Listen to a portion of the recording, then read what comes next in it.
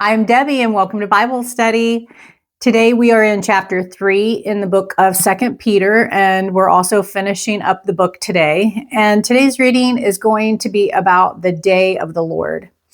And it's going to talk about in the last days before Jesus' return, which is the last day and the day of the Lord. It's going to talk about how there will be scoffers that actually say Jesus is never coming back.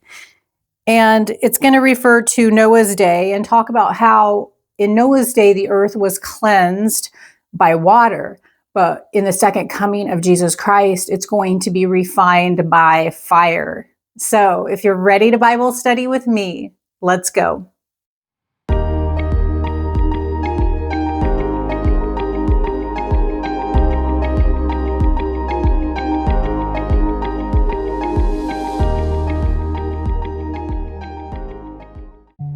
Dear Heavenly Father, we come to you with thanksgiving, and we ask that you give us knowledge, understanding, and wisdom as we study your word together today.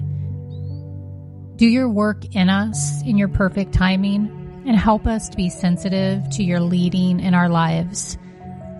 Give us a fresh insight, and let us leave today's study with a new perspective. In Jesus' name we pray. Amen. Chapter 3, verse 1. Dear friends, this is now my second letter to you. I have written both of them as reminders to stimulate you to wholesome thinking. I want you to recall the words spoken in the past by the holy prophets and the command given by our Lord and Savior through your apostles. Above all, you must understand that in the last days, scoffers will come, scoffing and following their own evil desires. They will say, "Where is this coming he promised? Ever since our ancestors died, everything goes on as it has since the beginning of creation." In the last days, scoffers will say that Jesus is never coming back and that Judgment Day will not come. But Peter refutes their argument by explaining God's mastery over time. The last days is the time between Christ's first and second comings. So we, like Peter, live in the last days. We must do the work to which God has called us and believe that he will return as he's promised. Verse 5, but they deliberately forget that long ago, by God's word, the heavens came into being, and the earth was formed out of water and by water. By these waters also the world of that time was deluged and destroyed. By the same word, the present heavens and earth are reserved for fire, being kept for the day of judgment and destruction of the ungodly. In Noah's day, the earth was cleansed by water. At the second coming, it will be refined by fire. John describes this fire in Revelation chapter 19 and chapter 20. Peter doesn't say that everything will be burned into extinction, but he does say that at God's command, all sinful people will be destroyed by his fiery judgment. Verse 8, but do not forget this one thing, dear friends. With the Lord, a day is like 1,000 years. And 1,000 years are like a day. The Lord is not slow in keeping his promise, as some understand slowness. Instead, he is patient with you, not wanting anyone to perish, but everyone to come to repentance. God may have seemed slow to these believers as they faced persecution every day and longed to be delivered. But God isn't slow. He's simply not on our timetable. Jesus is waiting so that more sinners will repent and turn to him. We must not sit and wait for Christ to return, but we should realize that time is short and we have important work to do. Be ready to meet Christ anytime, even today, yet plan your course of service as though he may not return for many years. Verse 10. But the day of the Lord will come like a thief. The heavens will disappear with a roar. The elements will be destroyed by fire, and the earth and everything done in it will be laid bare. Since everything will be destroyed in this way, what kind of people ought you to be? You ought to live holy and godly lives as you look forward to the day of God and speed its coming. That day will bring about the destruction of the heavens by fire, and the elements will melt in the heat. The day of the Lord is the day of God's judgment on the earth. Here, Peter's speaking of Christ's return. Christ's second coming will be sudden and terrible for those who do not believe in him. But if we're in a right relationship with God, we will be ready and won't be surprised, realizing that the earth will go through fire. We should put our confidence in what lasts eternally and not be bound to earthly treasures or pursuits. Do you spend more of your time piling up possessions or striving to develop Christ-like character?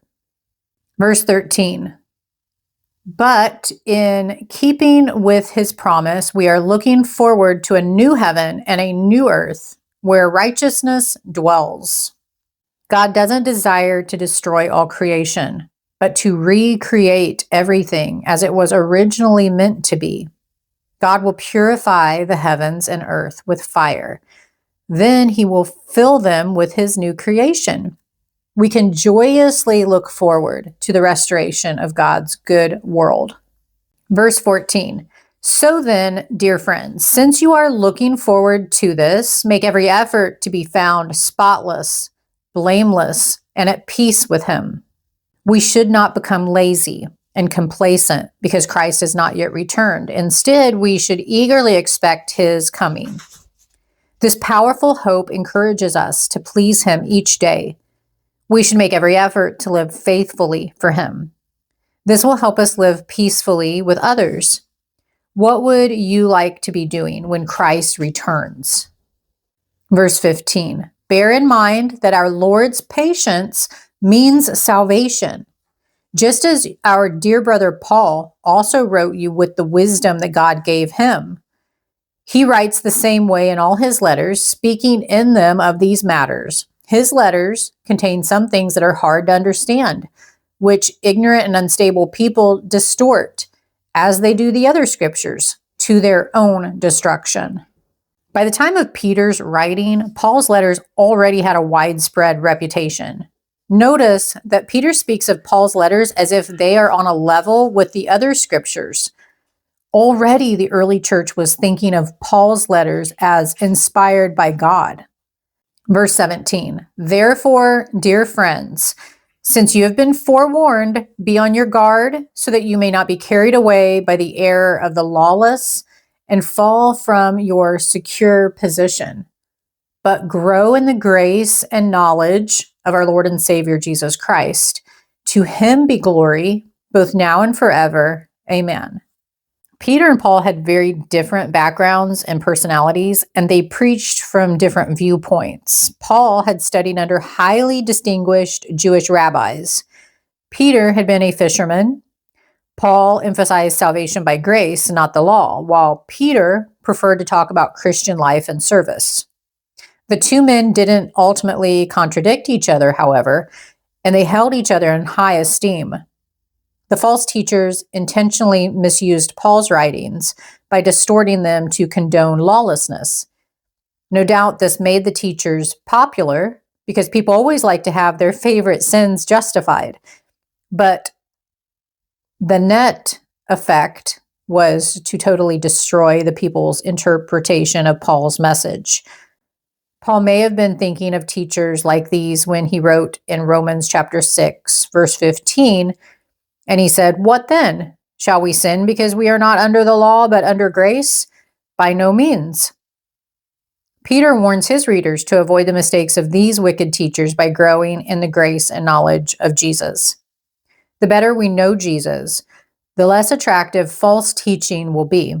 So Peter concludes this brief letter as he began, which was urging his readers to grow in the grace and knowledge of their Lord and Savior Jesus Christ. That is, they were to get to know him better and better. This is the same way we can discern and combat false teaching.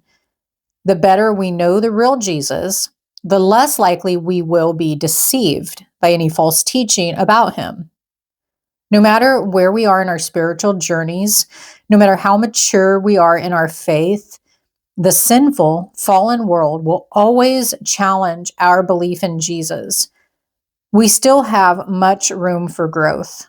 Every day we need to draw closer to Christ so that we will be prepared to stand for truth in any and all circumstances.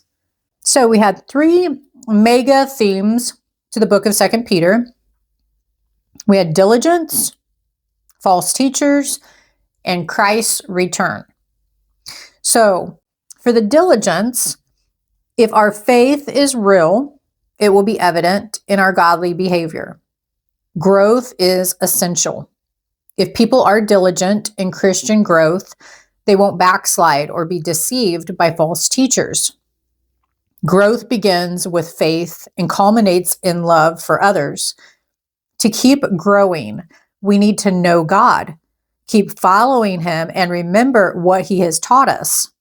We must remain diligent in faithful obedience and Christian growth.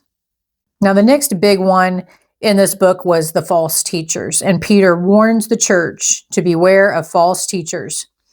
In his day, these teachers were proud of their position. They promoted sexual sin and advised against keeping the 10 Commandments. Peter countered them by pointing to the Spirit-inspired scriptures as the only authority. False teachers are still prevalent today. Christians need discernment to be able to resist them. And God can rescue us from their lies if we stay true to his word, the Bible, and reject those who distort the truth. And then Peter finished speaking about Christ's return. And one day Christ will create a new heaven and earth where we will live forever. Christians have hope in this promise. But with Christ's return will come his judgment on all who have refused to believe in him. God is still giving unbelievers time to repent. The cure for complacency, lawlessness, is found in the confident assurance that Christ will return. To be ready for his return, we must keep on trusting him and resist the pressure to give up waiting. If you enjoyed today's Bible reading, please hit the like button, subscribe if you're new, and click on the next video. We will continue into a new book of the Bible.